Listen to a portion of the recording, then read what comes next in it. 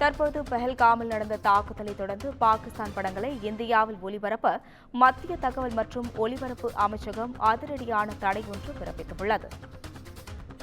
கடந்த 22ஆம் தேதி பஹல்காமில் தீவிரவாதிகள் நடத்திய தாக்குதலை தொடர்ந்து நேற்று இந்திய ராணுவமானது பாகிஸ்தான் மீது தொடர்ந்து தாக்குதலை நடத்தியது. இந்நிலையில் பாகிஸ்தான் படங்களை இந்தியாவில் ஒளிபரப்ப மத்திய தகவல் மற்றும் ஒலிபரப்பு அமைச்சகம் அதிரடி தடையை பிறப்பித்துள்ளது. இதுகுறித்து கூடுதல் விவரங்களை வழங்க தலைமை செய்தியாளர் சிவா இணைப்பில் உள்ளார். வணக்கம் சிவா, தற்பொழுது பாகிஸ்தான் படங்களை இந்தியாவில் ஒளிபரப்ப தடை விதிக்கப்பட்டுள்ளது. இதுகுறித்து உங்க விவரங்களை பகிரலாம். அஸ்வினி, இந்தியா பாகிஸ்தானுக்கு இடையிலான இந்த போர் சூழல் காரணமாக பாகிஸ்தான் தொடர்பான திரைப்படங்களோ, பாகிஸ்தானியர்கள் தொடர்பான வெப் சீரிஸ், பாகிஸ்தான் தொடர்பாக பாடல்கள் என எவற்றையும் ஒளிபரப்ப கூடாது என்ற ஒரு அதிரடியான ஒரு உத்தரவை, ஒரு தடையை மத்திய அரசு தற்போது பிறப்பித்திருக்கிறது.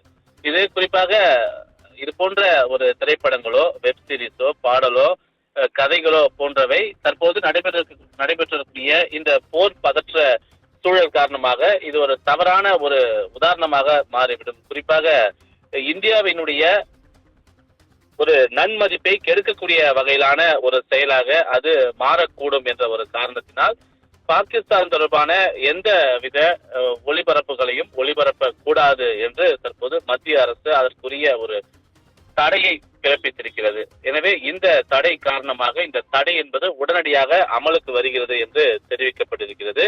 இந்தியாவினுடைய இன்டெகிரிட்டி கிடக்கூடிய வகையிலான எவ்வித செயலையும் செய்யக்கூடாது என்ற ஒரு தடை தற்போது பிறப்பிக்கப்பட்டிருக்கிறது. இது கோட் ஆஃப்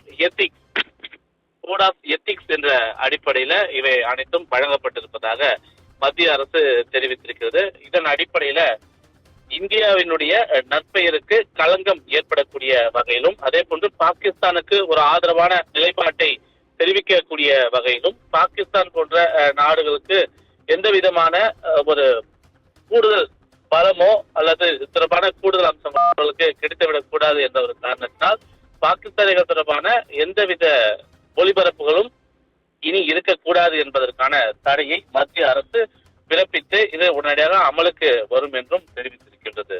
அஸ்வினி, கூடுதல் விவரங்களுக்கு நன்றி சிவா.